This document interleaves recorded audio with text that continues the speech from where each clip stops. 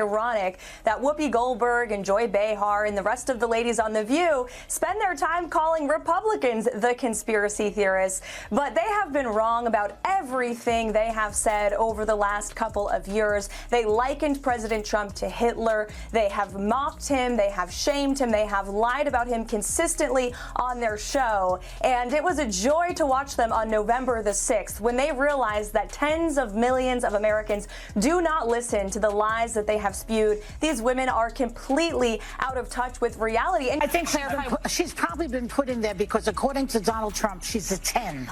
You know that's what it is. They're disgusting. She's Anna Navarro in your wildest imagination. You could never solo host a show. You will only ever make it as part of an ensemble, and you could never hope to achieve the success. So you can sit in your little cheap seats all day long and enjoy your little negative henpecking, but your careers are going nowhere. It all kicked off during what seemed like just another loud, opinion-filled episode of The View. Same usual routine bold claims, smug laughs, and a steady stream of jabs at people they didn't like. But this time, they went after the wrong person. Caroline Leavitt, young, sharp, and not about to roll over, decided enough was enough. ABC, having just paid $15 million for a defamation lawsuit, would think not to engage in conspiracy theories about assassination attempts, but I guess that's too much to ask from The View. I mean, I gotta ask you, because they said it, are you aware of any plots from Elon Musk to push President Trump down the stairs? Absolutely not. Let me be unequivocally clear about that. Instead of clapping back with tweets or interviews, she hit them where it hurts, in court. And not just any court case. This one ended with The View and their network being ordered to pay a jaw-dropping $800 million. That's not a typo. 800 million. All because they treated her like a political piñata on live television, throwing around personal attacks like it was open mic night. But Caroline didn't throw a tantrum or play the victim. She built a legal case so solid it cracked open the whole show's reputation. What was supposed to be another throwaway segment became the most expensive mistake in their history. And watching it all with a front row seat? Megyn Kelly. She didn't just observe. She relished it waiting patiently as the show collapsed under the weight of its own arrogance. But don't worry, we'll get to her firestorm later. I would like her to do a little homework because she said something yesterday that really pissed me off. And that was, she said, there will be no wokeness here. Oh, yeah. Let me explain something to you, because without that wokeness, you might not have that job. Yeah. Because women were not invited to that table. Women were not invited to many tables in this nation. The reason we fought and busted our behinds to make sure that you didn't have to worry about this. And now to hear you talk about it and to hear anybody talk about the wokeness was put in place for a reason. By the way, if you're into stories like this, make sure to like this video and subscribe to the channel. It helps us keep digging up the wildest, most unbelievable media stories out there. Now let's keep going. Because what unfolded next wasn't just a lawsuit, it was the beginning of a total media takedown. Melania Trump came out and said she's about as pro-choice as they come. And here was the reaction on The View. I think she hates him. Yeah, well, yeah. Okay, so we can all agree on that. That's a given. I also think that she wants to take him out. She does not want to be the first lady anymore. Would you look? This is a network that still runs out fact checks to these women, like it's concerned about them staying factual. She hates Trump. She doesn't want to be near him. She doesn't want to be president again. She destroyed the Rose Garden, and she hates Christmas. That is what passes for news on a network they did a presidential debate on. As The View scrambled to contain the mess, Megyn Kelly stepped in like a sniper, calm, focused, and absolutely ruthless. She didn't come to rant, she came to dismantle. Every word she spoke was sharp and controlled, cutting through the show's defenses like they were paper thin. She didn't just call out the show in general, she went straight for the big names. Joy Behar, Whoopi Goldberg, Sunny Hostin. One by one, she exposed their behavior. mocking, lying, spinning narratives to fit their agenda, all with smug faces and zero accountability. Megyn pointed out that they've been doing this for years, throwing around insults, twisting facts, and acting shocked when anyone pushes back. And now, that smug attitude finally cost them. Megyn tore into them for how they reacted to the loss. Joy looked lost, Whoopi looked furious, and Sunny just kept trying to sound wise while the whole ship was sinking. Her disgusting, gross elitism and her complete out-of-touch nature with respect to the rest of the world. Sunny Hostin goes on The View and decides now would be a great time to dump all over the so-called uneducated. What we did not have is white women who voted about 52%, right, for Donald Trump. Uneducated white women, is my understanding. You have Latino men, actually, voting more for him. And you have, and black men was not the story. We're not the story here because they voted almost 80% for the vice president. Right. Just because you didn't go to college doesn't mean you're stupid, and it doesn't mean that you don't have wisdom. Megyn didn't need to raise her voice. Her tone stayed icy, calm, and devastatingly clear. She made their downfall feel less like justice and more like a slow, satisfying roast. What made it sting even more? Megyn didn't just call them out, she showed how fake the whole act was. Their outrage, their hot takes, their so-called analysis was all for show. And now that show was crumbling under the weight of truth and legal consequences. And believe it or not, this mess was just starting to unfold. Let's go deeper. This lawsuit didn't pop out of nowhere, exposed a long-standing habit that The View had mastered for years, tossing out wild claims with no evidence, turning gossip into entertainment, and thinking the studio lights would protect them from any fallout. But this time, they crossed a line, a big one. Donald Trump will be sworn in as the 47th president of the United States, yay, on January 20th of this month. Not everyone's happy about it, and many people would like us to be more focused on the insurrection that he personally unleashed, if you ask them. As we discussed earlier, they think it's as bad as like the Holocaust, and you don't have to take my word for it. Here is Sunny Hostin of January The View 6th was an today. atrocity. It was one of the worst moments in American history. And when you think about the worst moments in American history, you know, like World War II, things that happened, you know, like the Holocaust, chattel slavery. Yeah, the January 6th is right up there next to the Holocaust and slavery. They said Melania Trump hated her husband and wanted to take him out. They joked about Elon Musk plotting to push Trump down the stairs. And they weren't subtle. They compared January 6th to the Holocaust and slavery, throwing around historical tragedies like punchlines. These weren't slips of the tongue. These were deliberate, scripted moments broadcast to millions. And the network behind it, AB, had already been burned before, paying out $15 million in another defamation case. You'd think that kind of loss would make a company more careful. Instead, The View kept the chaos going. That's where Megyn Kelly came in, tearing the whole circus apart. She called it what it was, not journalism, not discussion, but reckless media gone unchecked. According to her, The View had traded accuracy for applause and truth for TV drama. And then you get this little lecture from, forgive me, those bitches over at The View. I'm a Christian girl. When something like this happens to you, like this assassination attempt, and you say something like God was watching me, that is a very unchristian thing to say because it's very narcissistic. Well, God was watching me and not watching them. There's something very disturbing. I should have pulled the plug on that mic yesterday. That's obnoxious. I don't know what church she goes to. That is how people of faith talk, and the intimation is never he was looking out for me, but not those monsters. It's no. And now, they were finally paying the price. Not with apologies, with cashite $100 million worth. The lawsuit turned what used to be daytime snark into a high-stakes legal disaster.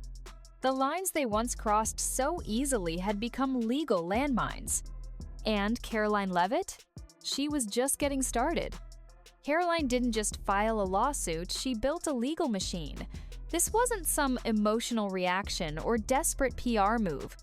She brought a team that came fully loaded with facts, receipts, and a paper trail that turned The View's studio into a courtroom battlefield. During the discovery phase, part where both sides have to show their cards, The View's worst nightmare came true.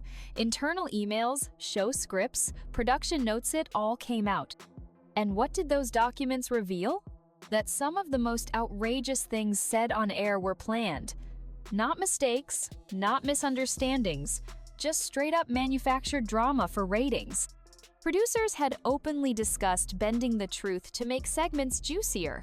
There were notes confirming they knew certain claims weren't accurate but ran with them anyway. This wasn't casual gossip, it was a calculated hit job dressed up as casual daytime banter, and the court saw right through it. Caroline's legal team didn't just demand an apology, they broke down the damages piece by piece. Her reputation, her career, her public standing, they tallied every inch of harm and brought it into the courtroom like an invoice. The total, $800 million. Whoopi Goldberg was angry when Alyssa pointed out that Trump went to the funeral of Officer Diller. Yes. On Long Island, and Joe Biden went to a podcast. Look at Whoopi Goldberg's reaction. Choose what you like there, but for Republicans, it was good imagery. Really? One day later, yes. And I'm asking that because I was so offended, because you know who showed up. The moment those emails and documents were read aloud in court, The View's image cracked wide open. The show that once prided itself on being bold and outspoken was now exposed as careless and cold-blooded behind the scenes. This wasn't just a legal win. It was a full-blown media takedown, none document at a time.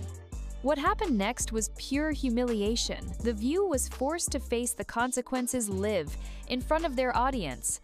One legal correction might have seemed like damage control, but four? That was a meltdown with a smile. One after another, the hosts had to read out legal disclaimers on air.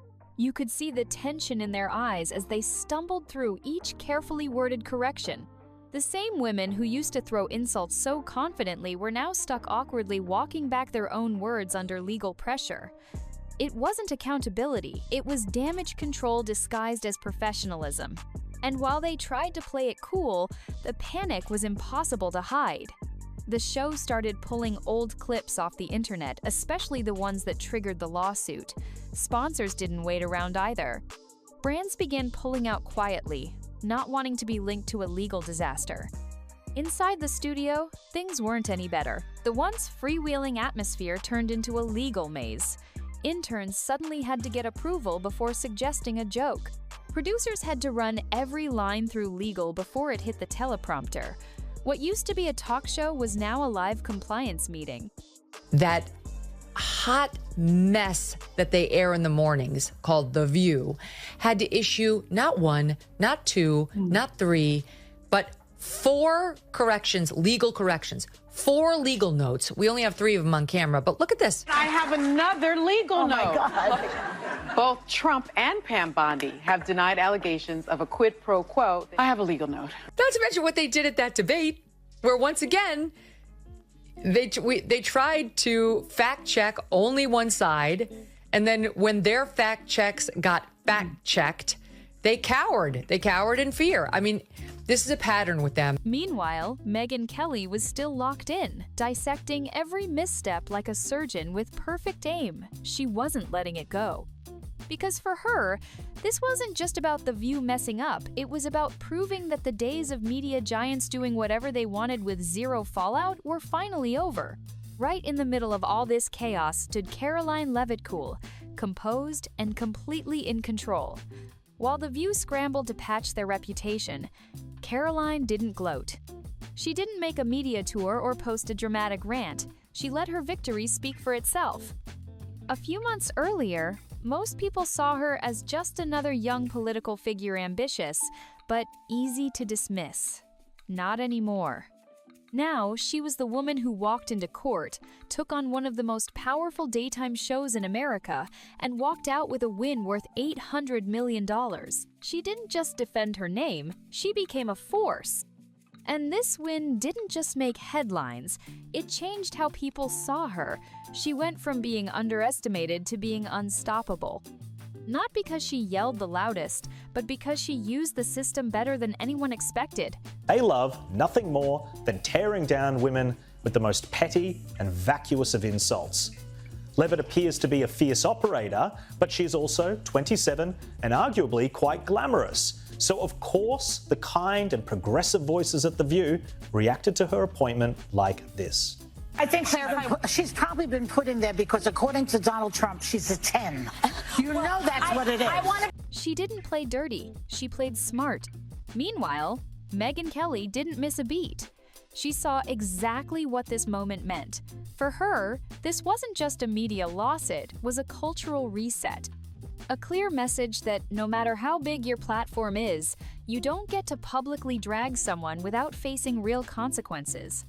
Megyn praised Caroline not for being loud, but for being strategic, for using the same system the media ignored for so long and winning. She made it clear, the rules have changed. This wasn't just one woman winning a lawsuit. This was a warning shot to the entire industry. The impact wasn't just felt at The View. It hit every major newsroom across the country like a tidal wave. Suddenly, things that were once casual, like tossing out bold opinions without backup, became risky business. Editors started triple-checking scripts. Producers began dragging legal teams into meetings. Even headlines were written with extra caution, like every word could trigger the next courtroom disaster. Talk show hosts who used to shoot from the hip were now stuttering through lines, careful to sprinkle in words like allegedly every few sentences. The tone shifted fast. No more unchecked arrogance. Just tightly worded commentary wrapped in fear. Daytime TV didn't die, but it changed overnight. What used to be an easy space for dramatic conversations turned into a legal minefield. Nobody wanted to be the next cautionary tale. And guess what show they all referenced when setting up new guidelines? The View. The same program that once symbolized bold, fearless female voices was now the prime example of what not to do. Caroline Levitt didn't just win a case. She redefined what accountability looked like in modern media. Her win was a line in the sand. And Megyn Kelly? She stood right next to it, making sure everyone else saw it too. She wasn't just reacting, she was documenting a shift, showing how one moment, one mistake, one lawsuit can flip the entire playbook. And this time, there was no sweeping it under the rug. The message was loud, clear, and wrapped in an $800 million check. So how did this all come crashing down for The View? Simple. They got comfortable, too comfortable. Sitting around that table for years, surrounded by applause, shielded by fame, they thought they were untouchable. They thought taking cheap shots at someone like Caroline Levitt wouldn't matter. But Caroline wasn't just another guest they could talk. Over she was armed with a legal team and a plan. And when they mocked her looks, her age, and claimed she was only hired because Trump said she was a 10, they crossed a line from opinion into open defamation. That wasn't just disrespect, it was reckless. And in front of millions of viewers, they said it like it was nothing. What they didn't know? Caroline wasn't letting that slide. While The View laughed and moved on, she was building a case behind the scenes, step by step. She knew exactly what she was doing. She waited, she gathered proof, and when the time was right, she dropped the legal equivalent of a bomb. Megyn Kelly, watching from the sidelines, saw it all unfold like a perfect checkmate. She knew the game The View had been playing for years: mock first, fact-check never, and act shocked when anyone calls them out. But this time, there was no escaping it. No quick apology, no clever spin. This was the moment they learned.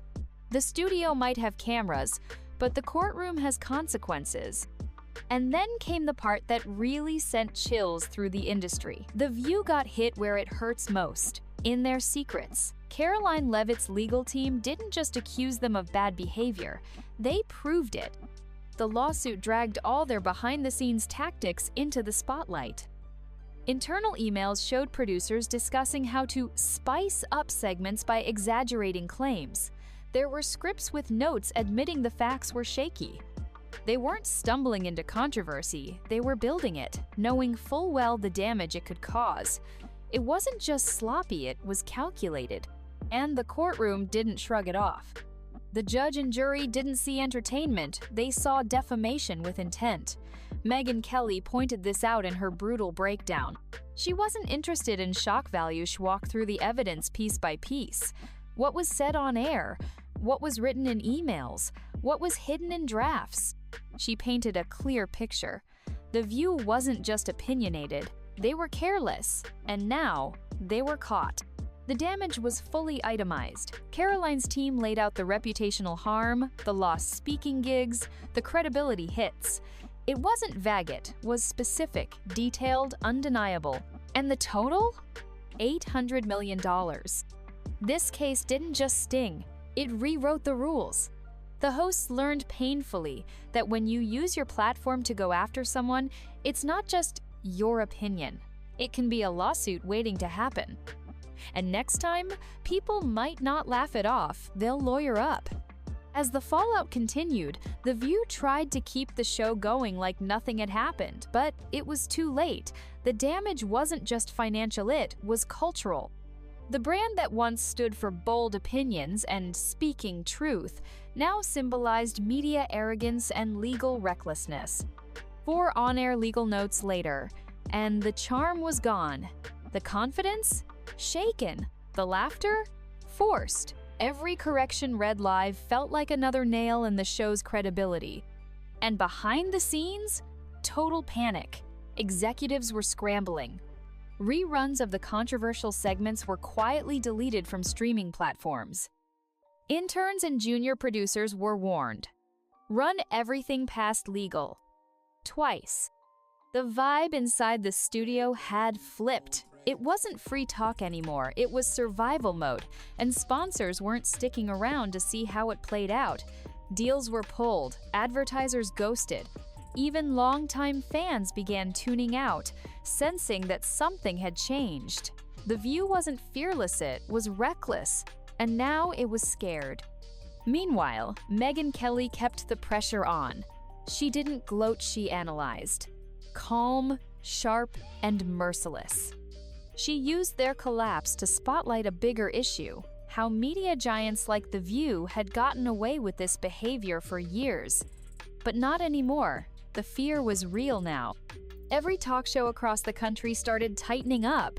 Writers self-censored, hosts second-guessed. What used to be just a spicy take now felt like walking into legal quicksand. And Caroline? She didn't have to say a word. Her silence was louder than any headline.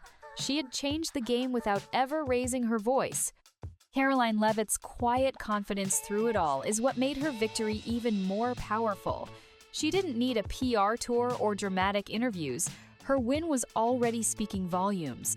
She went from being treated like a throwaway political target to becoming the woman who brought one of the most untouchable shows on television to its knees and walked away with all the leverage.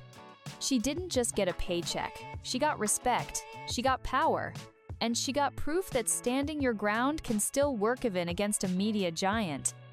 That courtroom win gave her something no campaign or headline ever could. Credibility. Real, earned, undeniable credibility. Megyn Kelly recognized that immediately. This wasn't just some lucky break. Caroline had done what most people only dream of. She held a media empire accountable in a way that hurt. Megyn called it what it was, a culture shift. Not about politics, not about left or right, about responsibility, about the cost of arrogance. Together, Caroline and Megyn sent a warning shot to every network, every panel, every personality that's gotten too comfortable behind the safety of a studio desk. The rules have changed. You want to tear someone down on national TV? Better bring your facts and a lawyer. Because what started as one harmless segment ended in an $800 million reckoning. And now, the entire media industry knows. The next Caroline might already be watching and recording everything. The ripple effects didn't stop at The View. What Caroline Leavitt did sent panic through every major network like a siren. Suddenly, the entire industry went into survival mode. Newsrooms started treating their scripts like legal documents. Production teams held extra meetings just to double-check every single word. The tone? No longer bold, just nervous. Hosts who once tossed out hot takes like confetti were now hesitating, second-guessing every punchline. Legal departments became the new MVPs of daytime television. Suddenly, it wasn't about who had the best one-liner, it was about who could avoid a lawsuit. Megyn Kelly didn't miss this shift. She pointed it out clearly. This wasn't about censorship, it was about consequences. The media had been playing with fire for years, and Caroline's lawsuit was the alarm bell. Now, everyone was looking over their shoulder. Not because they were silenced, but because they'd finally been forced to think. And The View? It became the poster child for what not to do. The show that once represented bold female voices was now a legal case study, mentioned in HR training sessions, whispered about in corporate meetings. It wasn't empowerment anymore, it was embarrassment. The glamour was gone. In its place was fear. Quiet, serious, very expensive fear. And Caroline Leavitt? She didn't just take their money, she took their shield. She reminded them that microphones aren't armor, that when you get reckless, someone's always ready to fight back with facts and a subpoena. And here's where it all comes full circle, because The View never thought Caroline Leavitt was a real threat. They saw her as young, glamorous, tied to Trump, and easy to mock. They didn't take her seriously. That was their biggest mistake. They laughed at her. They belittled her. They reduced her entire political appointment to a comment about her look, saying she only got the role because Trump called her a 10. That wasn't commentary. That was pure insult, masked as opinion, but broadcast to millions. And they thought they could just move on. But Caroline didn't just clap back. She plotted, she built her case, and when she struck it was with precision. The same people who had giggled on air were now sitting in a courtroom facing the consequences of their arrogance. And Megyn Kelly made sure the world saw exactly how it happened. She highlighted every insult, every double standard, every careless jab the hosts had tossed out without a second thought. The very voices that preached progress and fairness had exposed their own hypocrisy, mocking a young woman's accomplishments and looks while claiming to uplift women. This wasn't just about a win in court. This was about exposing how fake the empowerment on The View really was. It showed the difference between real strength and performative noise. And Megyn? She didn't have to embellish. She just laid it all out. Calm, sharp, and devastating. Because when the facts are this brutal, all you have to do is say them out loud. Before Megyn delivered that final razor-sharp blow, there was one more twisted detail that made the entire situation even more poetic. When the legal team dug into The View's internal communications, they found something that took this case from serious to surreal, written proof that producers were prioritizing shock value over accuracy. Literally writing down ideas on how to push the envelope, just enough to stir up headlines, but not enough, they thought, to get sued. Well, that didn't age well. These weren't just emails saying, maybe we shouldn't say that. These were notes that showed intent, that they were fully aware some claims had no solid basis, that they were choosing to broadcast half-truths, rumors, and jabs knowing they could be damaging. It wasn't a mistake, it was a choice. This was the kind of stuff that makes juries furious. That turns he said, she said into we planned this. And when the court saw those receipts, the $800 million payout started to make perfect sense. This wasn't just a one-off. It was a system built on ego, ratings, and no accountability. Megyn Kelly highlighted that exact point. She showed how The View's downfall wasn't sudden, it was slow, arrogant, and preventable. They thought they were untouchable. That as long as the camera was rolling and the audience was clapping, they could say whatever they wanted. But now, Even their reruns were being erased, as if scrubbing the internet could undo the courtroom disaster. Megyn called it what it was, the most expensive segment in daytime history, and it aired before lunch. And now, let's talk about how she wrapped it all up. In the end, Megyn Kelly didn't just deliver commentary, she delivered a masterclass in accountability. While The View scrambled to fix their image, she calmly walked viewers through exactly how it all fell apart. Her tone wasn't dramatic, it was clinical. Like someone explaining a mistake that was so obvious, it almost didn't need to be said. She pointed out how a show that once thrived on sarcasm and snappy punchlines had turned into a legal cautionary tale, a place where unchecked banter had finally met its limit. Megyn didn't scream, didn't rant, she didn't need to. The facts were loud enough, and that's what made her takedown so effective. It wasn't just entertaining, it was real. She reminded everyone that the courtroom doesn't care about applause. Judges don't care about trending clips. Juries don't care how long you've been on TV. When you damage someone's reputation in front of millions, it's not just drama, it's defamation. And now, thanks to Caroline Leavitt, there's a very real price tag attached. What made Megyn's voice stand out was how surgical she was. She wasn't mocking just to mock, she was showing why it mattered, why the careless culture of daytime TV couldn't go unchecked anymore. Her message wasn't about revenge, it was about a reset. She framed the entire collapse of The View as the beginning of something new, an era where even the loudest shows have to answer to someone. And this time, it was someone they never saw coming.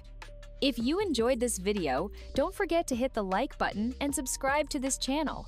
Also, drop your thoughts in the comments. See you on the next one.